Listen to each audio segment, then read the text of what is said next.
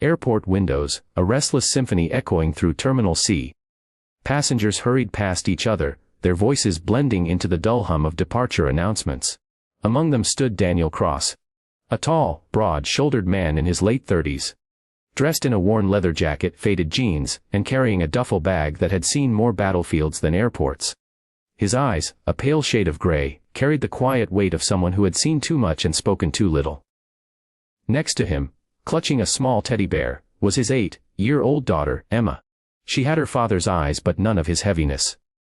Her golden hair framed her face as she stared out at the rain, watching the reflection of planes taxiing across the slick tarmac. "Daddy, is that our plane?" she asked, pointing toward a massive Boeing 787 preparing for boarding. Daniel smiled softly. "That's the one, kiddo, Flight 209 to New York."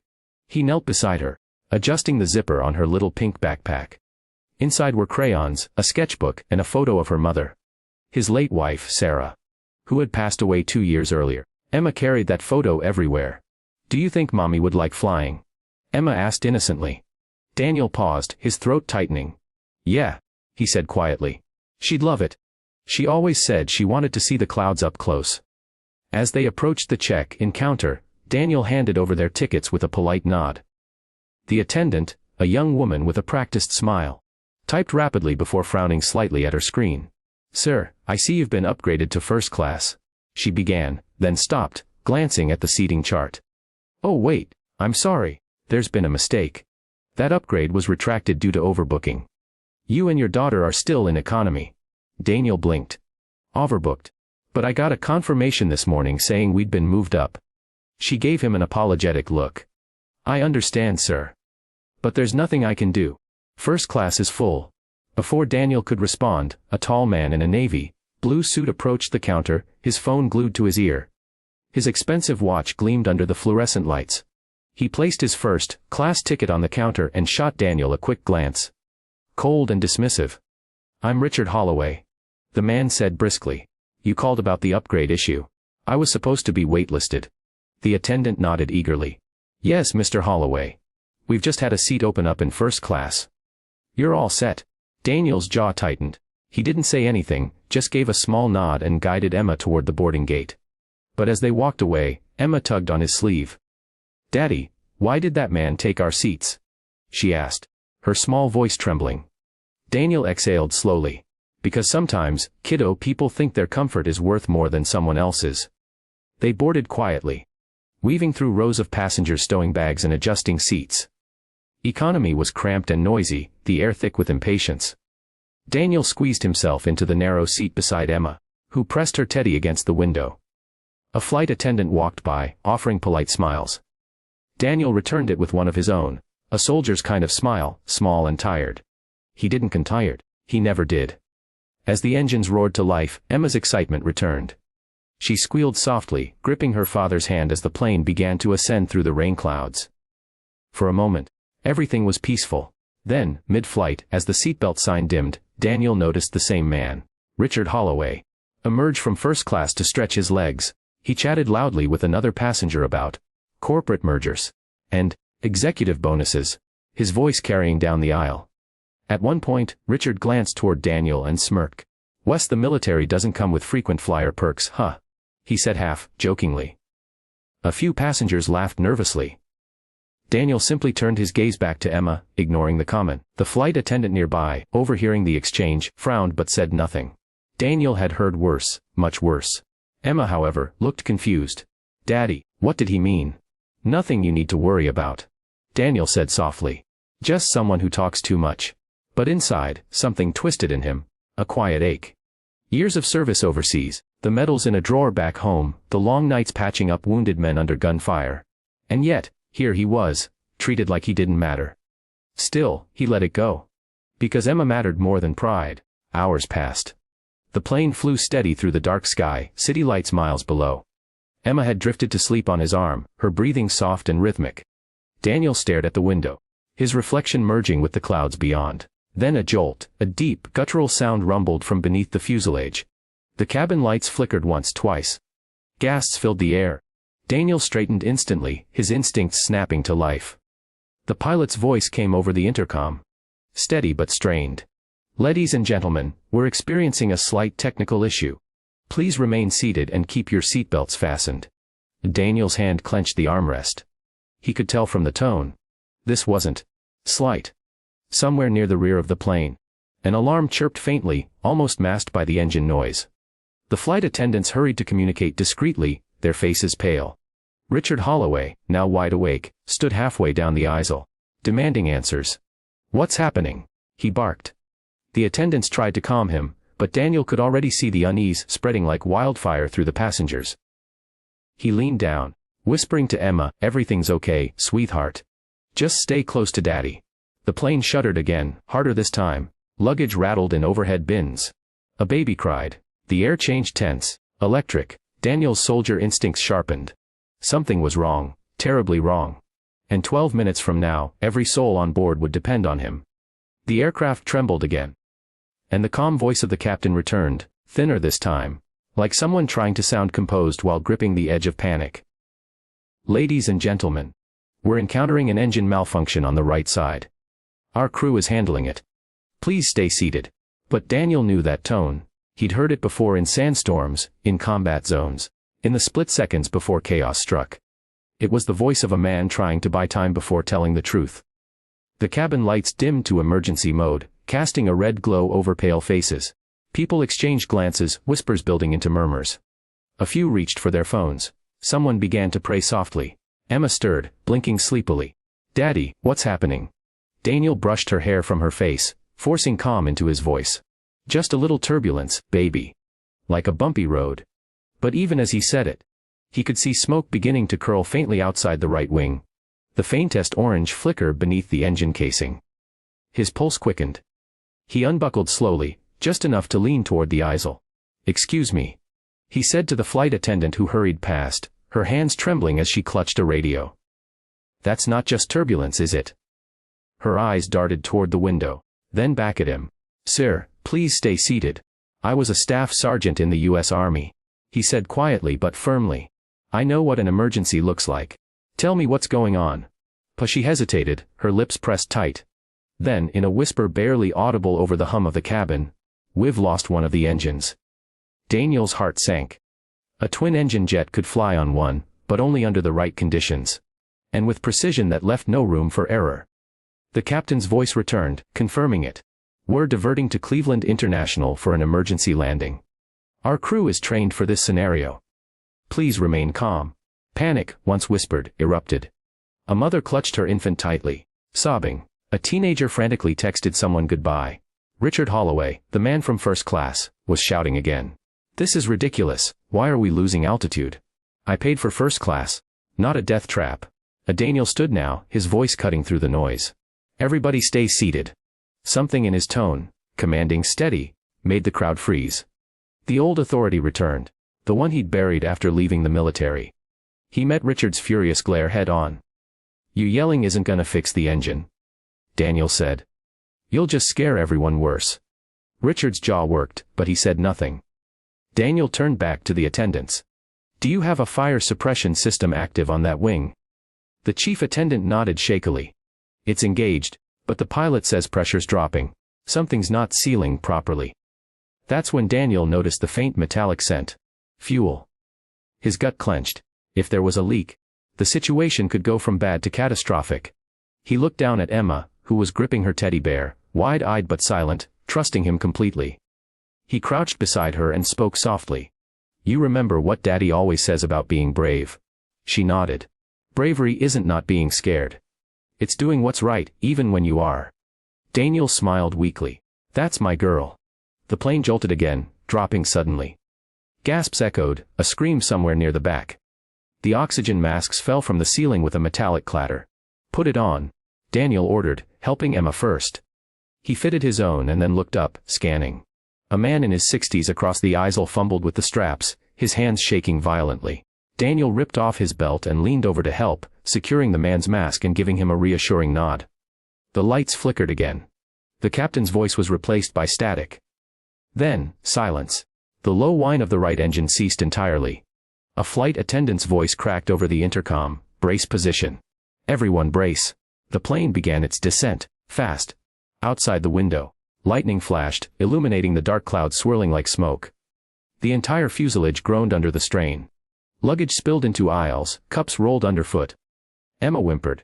Daniel covered her head with his arm, steadying his body like a shield.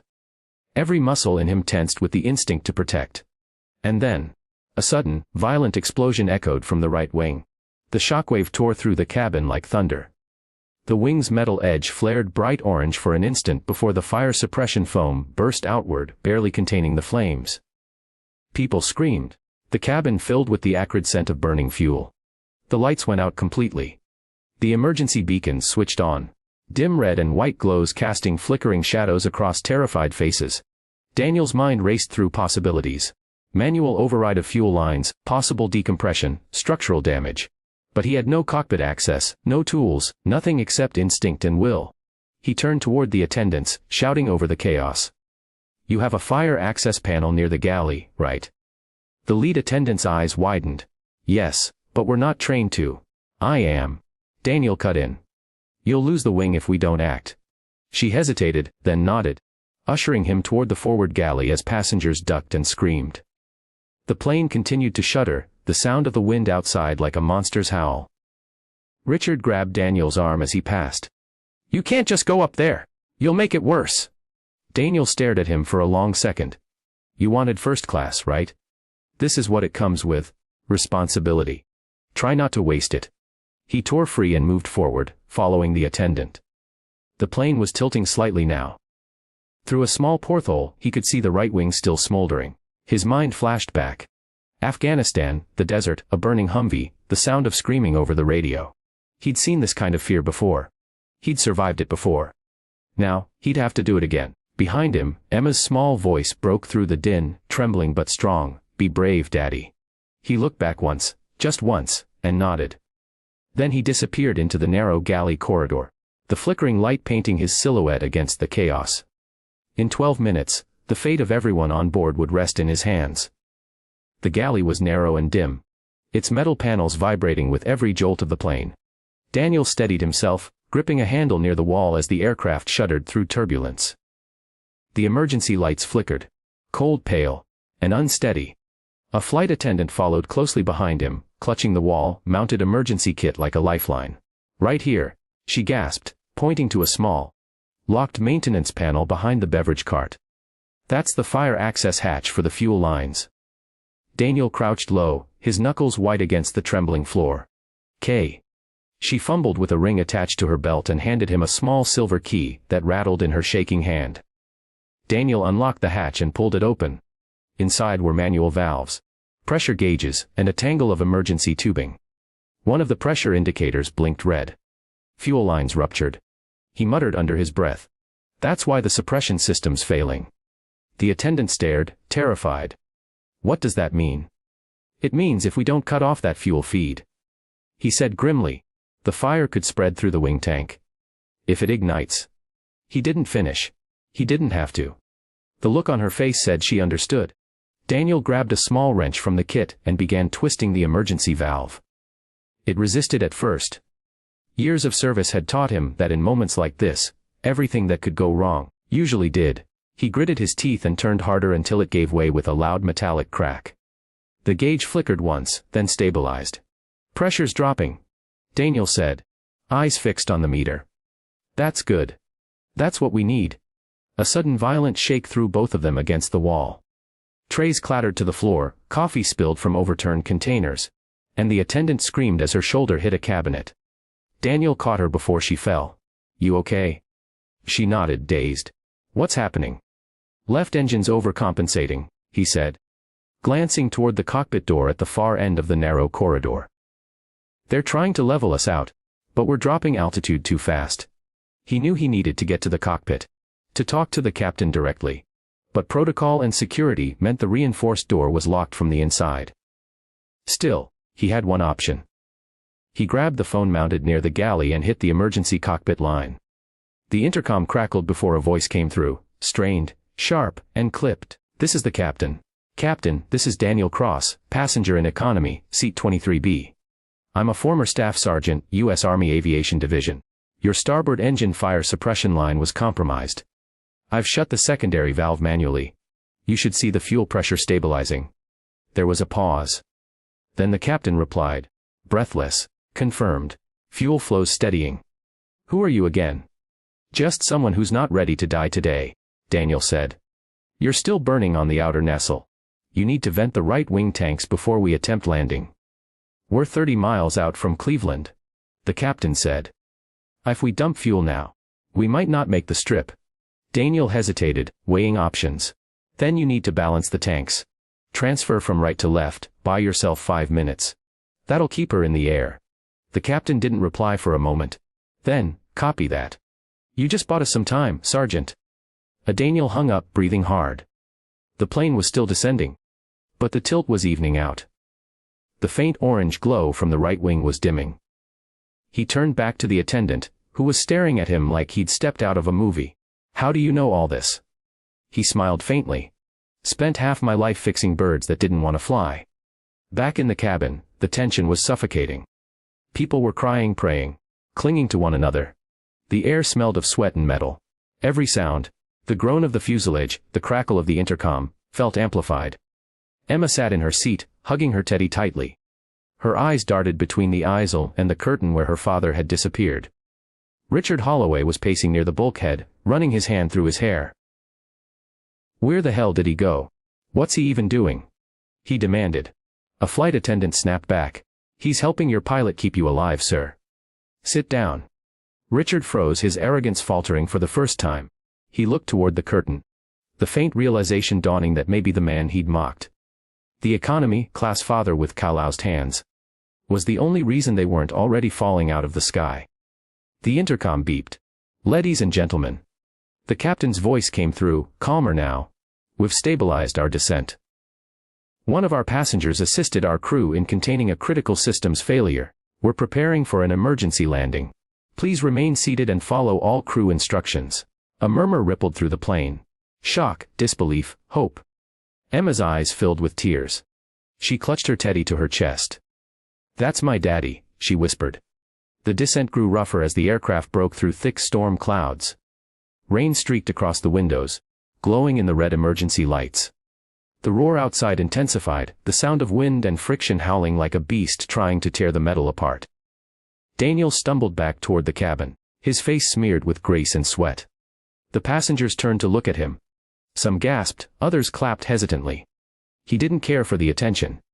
He went straight to Emma, kneeling beside her seat. Hey, you okay? She nodded quickly, hugging him so tight he could barely breathe. I'm so proud of you, she whispered. He smiled weakly. Not as proud as I am of you. Richard Holloway approached slowly, his expression changed. No arrogance, no smugness. Just shame and something almost like admiration. I didn't know. He stammered. I'm sorry for what I said back there.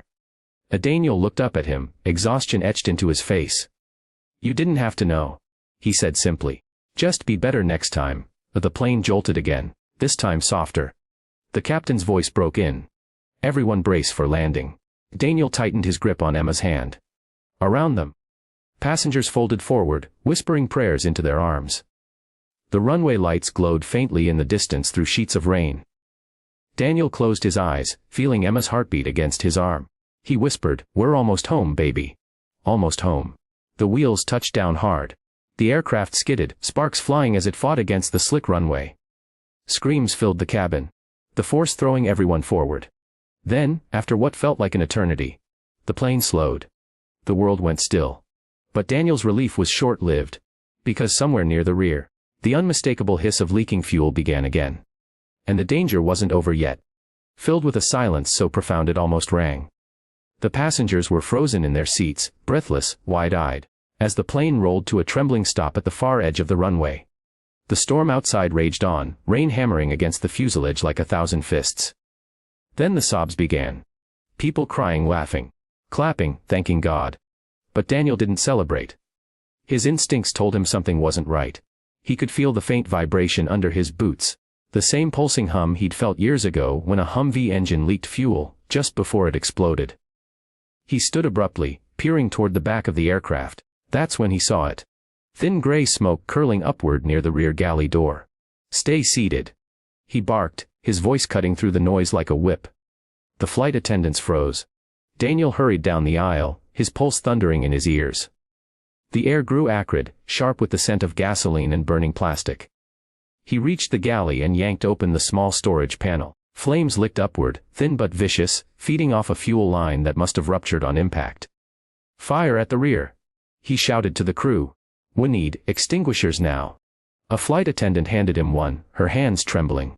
He yanked the pin and blasted the foam at the base of the fire, his movements steady, controlled. Years of combat training guided him like muscle memory. The flames hissed, shrinking back. But the smoke thickened, swirling into the cabin. Passengers began coughing. Panic rippled through the rows. Emma's frightened voice pierced the chaos. "Daddy?" Daniel turned. She was standing halfway up the aisle, tears streaking her face. He rushed toward her, grabbed her shoulders gently but firmly. "Stay with the attendants, baby. Don't move until I say." She nodded, trembling but brave. "Okay." He turned to the head attendant. "You need to open the emergency doors now. Start evacuation procedures." The woman hesitated. "But we're still waiting for ground clearance." "Ma'am." Daniel interrupted, his voice hard as steel. "In about 90 seconds, that smoke is going to reach the cabin ceiling. If it ignites, nobody's walking off this plane. Open the doors." That was all it took. She nodded sharply and signaled to the crew. The first emergency slide deployed with a loud hiss, inflating in seconds. Wind and rain tore through the open hatch, but the air it brought was cleaner, cool, alive. Everyone remained calm. The attendant shouted, "Leave your belongings and move quickly." The line of passengers began to form, shaky but orderly at first. Daniel turned to help guide people. Elderly passengers, mothers clutching babies, frightened teens clutching one another. Richard Holloway appeared beside him, his expensive jacket discarded, his hair matted with sweat. "What do you need me to do?" he asked, voice tight but steady. Daniel blinked, surprised. "You serious?" Richard nodded. "You saved us up there. Just tell me what to do now." Daniel handed him another extinguisher. "Rear aisle. Keep the fire from spreading to the seats." Richard nodded without hesitation and moved. He wasn't graceful, but he was trying. Daniel respected that. The smoke thickened fast. Visibility dropped, people stumbled over each other. Daniel shouted over the roar of the storm, "Move! Move! Keep going forward." He helped an old man to his feet, guided a crying woman toward the slide, then turned to check the back again. The fire had spread across the floor panels. The metal beneath was glowing faintly. Suddenly, a loud boom shook the fuselage. The plane lurched sideways. Daniel staggered, catching himself on a seat. The oxygen mask swung wildly overhead. "Fuel tank breach!" One of the attendants screamed. Outside, emergency vehicles were racing toward them, their flashing lights slicing through the downpour. But Daniel knew they were still too far. He turned toward the remaining passengers. "Go! Now! Don't stop for anything." Emma was near the front now, clinging to her teddy bear, her small frame outlined against the flashing lights outside. One of the attendants helped her onto the slide. She looked back at her father, eyes wide, terrified. "Daddy." He smiled through the smoke. "Go, baby. I'll be right behind you." She hesitated, but he gave her a firm nod. The same one he used to give his men before a mission. She went. As she disappeared down the slide, Daniel turned back. A mother and her teenage son were trapped near the rear seats, struggling with a jammed seatbelt. The smoke was thick now. Impossible to see more than a few feet ahead. He moved toward them, coughing, his eyes stinging. "Hold still," he shouted, dropping to his knees. His fingers worked blindly against the belt latch. It was twisted, jammed in the metal bracket. The fire roared closer, eating through the carpeting. Daniel's lungs burned. He yanked at the buckle until it snapped free, then hauled both of them toward the aisle. "Go!" he yelled, pushing them toward the exit. As he turned to follow, a second explosion tore through the rear compartment. The blast threw him forward, slamming him into the row of seats. For a moment, everything went black. When his vision cleared, the cabin was chaos, fire, smoke, screaming. The heat was unbearable. The roof panels sagged. He forced himself up, staggering. Richard appeared through the haze, coughing violently. His jacket half burned. "We've got to get out!" he shouted. Daniel grabbed his arm, steadying him. "You first!" But Richard shook his head. "You go. I'll help the rest." Daniel hesitated. This was the same man who'd sneered at him hours earlier. But now, in the face of fire and death, he was standing shoulder to shoulder with him, ready to risk everything. Together they moved down the aisle, guiding the last few passengers toward the slides. Outside, firefighters were shouting orders, spraying foam across the right wing as flames burst through the seams. The storm howled. Daniel was the last one in the cabin now. The smoke was suffocating. He stumbled toward the door, covering his mouth with his sleeve. As he reached the exit, he felt a small hand grab his sleeve. He looked down. It was the teenager he'd freed, eyes wide with terror. "Sir, my mom." She fell on the slide. Without hesitation, Daniel pulled him close. "Stay here." And then he jumped. The world blurred, the wind, the rain, the hard slam of the slide under him. And then the ground rushed up. He rolled, gasping, as cold air filled his lungs. Firelight glowed behind him. The mother was sprawled near the bottom of the slide, motionless. Daniel crawled through the mud and rain, lifted her carefully, and dragged her away just as another muffled explosion shook the wreckage. Firefighters reached them seconds later, pulling the woman from his arms. Daniel collapsed to his knees, coughing violently. His vision blurred. But through the haze, he saw Emma, wrapped in a blanket, calling his name from the crowd of survivors. He tried to stand, but his legs gave out. And then everything faded into darkness. The world came back to him in fragments. Blinding lights, muffled voices, the hiss of oxygen being pumped into his lungs. The taste of smoke lingered in his throat, bitter and metallic. Somewhere in the haze, he heard someone calling his name. "Mr. Cross." "Daniel. Can you hear me?" He blinked, forcing his eyes open. The blur sharpened into the white ceiling of an ambulance. A paramedic hovered above him, her voice calm but urgent. "You're okay, sir. You're safe. Just breathe slowly." He tried to sit up, but pain shot through his chest like fire. The paramedic gently pressed him back down. "You've got smoke inhalation and a cracked rib. Maybe two, don't move. Where's my daughter?" His voice was barely a rasp, but the question tore through the air. "Emma, where is she?" The paramedic smiled faintly. "She's fine. She's right outside. Been asking for you nonstop." Relief flooded him so suddenly he felt dizzy. "Let me see her." The paramedic hesitated, then nodded to a firefighter outside. Moments later, a small figure climbed into the ambulance, wrapped in a silver thermal blanket, her cheeks streaked with soot. "Daddy!" Emma launched herself into his arms, sobbing into his chest. Daniel winced from the pain but held her tight, closing his eyes as tears finally spilled down his own face. "I'm here, baby," he whispered, his voice cracking. "I'm right here." For a long moment, nothing else existed. Just the two of them, clinging to each other amid the smell of smoke and rain. When he finally looked up, he saw the airport lights flashing through the mist. The wrecked aircraft sat in the distance, half shrouded in foam, its fuselage split open like a wounded beast. Firefighters still battled small flames along the right wing. The storm had eased, but thunder rumbled far away, echoing like a memory that refused to die. Outside, survivors huddled under blankets, their faces pale but alive. Some were crying, others staring blankly into space. A few pointed toward the ambulance when they saw Daniel inside. "Is that him?"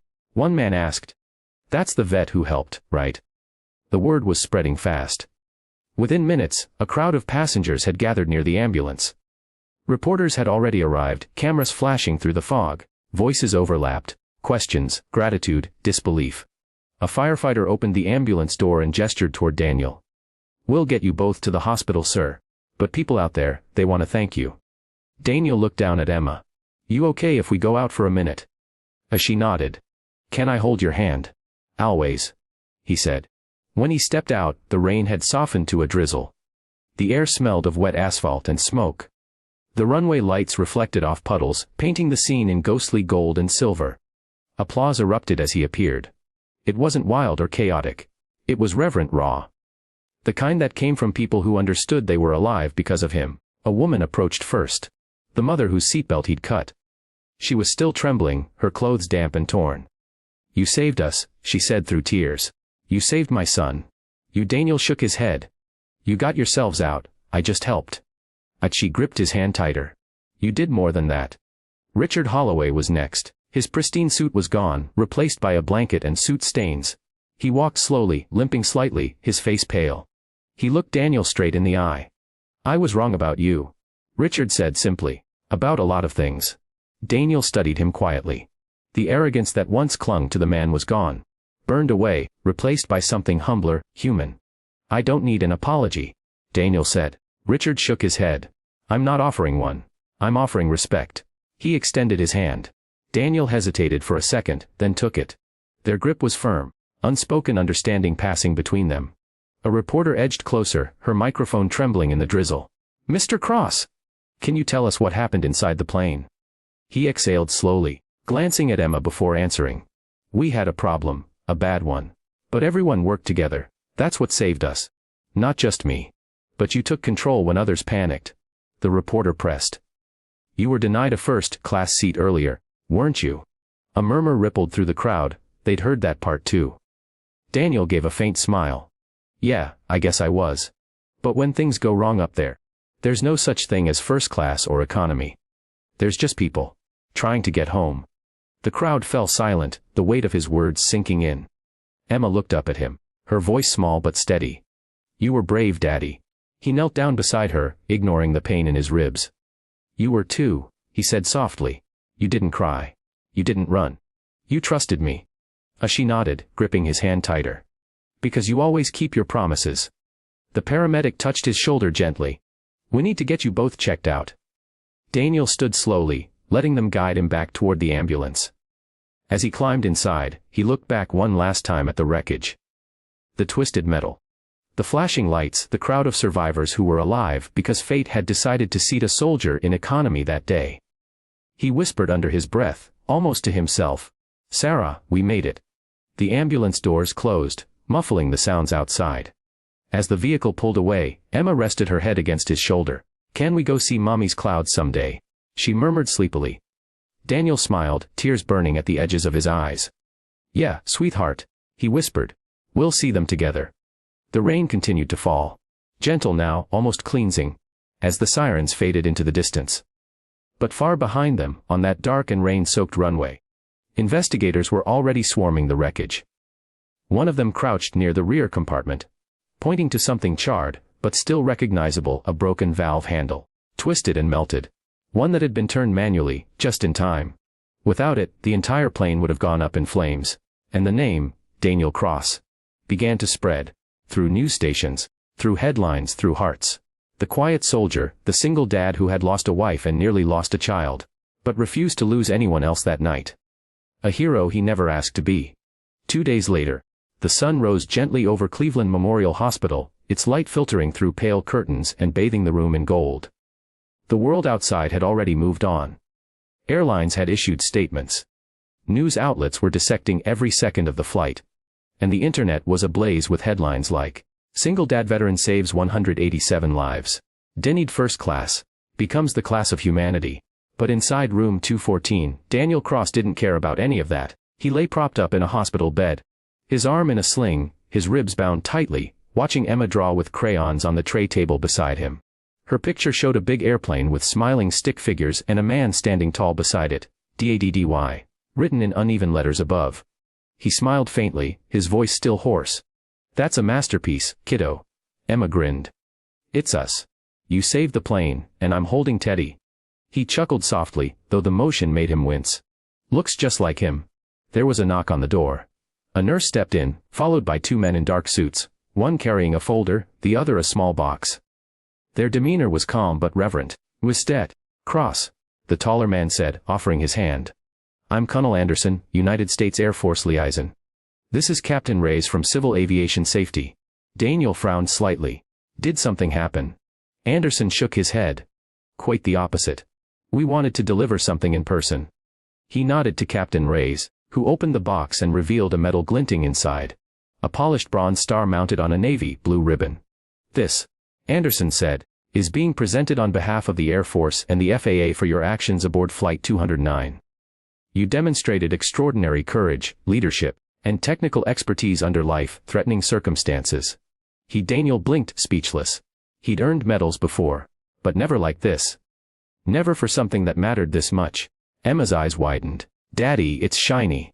He smiled faintly, taking the box in his good hand. "It's yours too, kiddo. We earned it together." Anderson nodded respectfully. "You saved a lot of people that night, Sergeant. But from what I've heard, you also reminded them what honor looks like." Daniel looked down at the medal, then back at the colonel. "I didn't do it for recognition. I did it because I couldn't do nothing." Anderson's gaze softened. "That's what makes it matter." They shook hands, exchanged a few more words, and then left quietly, leaving Daniel staring at the box on his lap. For a long time, the only sound was the quiet scratch of Emma's crayons. "Daddy," she said suddenly, looking up. "Does this mean you're a hero now?" He hesitated. "I don't know if heroes are real, sweetheart. Sometimes people just do what they have to. But you were brave," she said simply. "You didn't let anyone get hurt." He smiled faintly. "Maybe being brave isn't about not being scared. Maybe it's about being scared, and still doing what's right."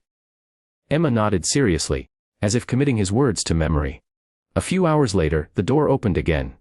This time to reveal Richard Holloway. Gunn was the sharp, arrogant executive. He wore jeans and a plain gray sweater, holding a bouquet of flowers awkwardly in one hand. "Hey," Richard said quietly. "Mind if I come in?" Daniel looked up, surprised but not unkind. "Sure." Richard stepped closer, setting the flowers on the table. He looked at Emma and smiled.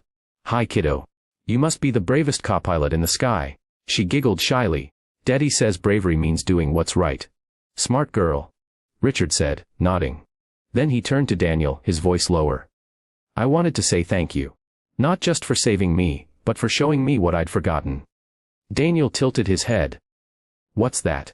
"That people matter more than position," Richard said.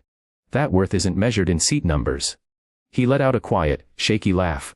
"I spent years chasing comfort, and you, sitting in economy, ended up teaching me what class really is." Daniel gave a small, tired smile. "We all learn eventually." Richard hesitated, then reached into his pocket and handed him a business card. "When you're healed up, if you ever need anything, work, help, anything, you call me. No strings, just gratitude."